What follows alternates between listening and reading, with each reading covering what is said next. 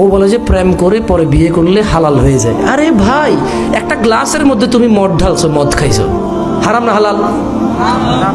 পরে তুমি একই গ্লাসে ধুয়ে পানি ঢেলে খাইছো, হালাল না হারাম? তো আগে যে মদ খাইছো ওটা হালাল হয়ে গেছে? গ্লাস তো একটা, গ্লাস কয়টা? গ্লাস কয়টা?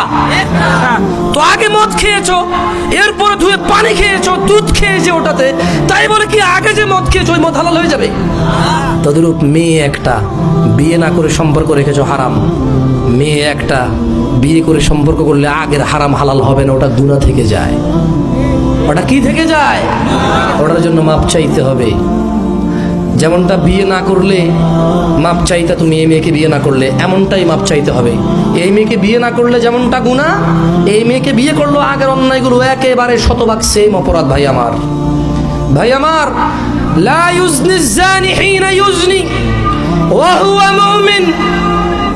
কোন জানাকারী জানা করে না মুমিন থাকা অবস্থায়। সিদ্ধান্ত তোমার।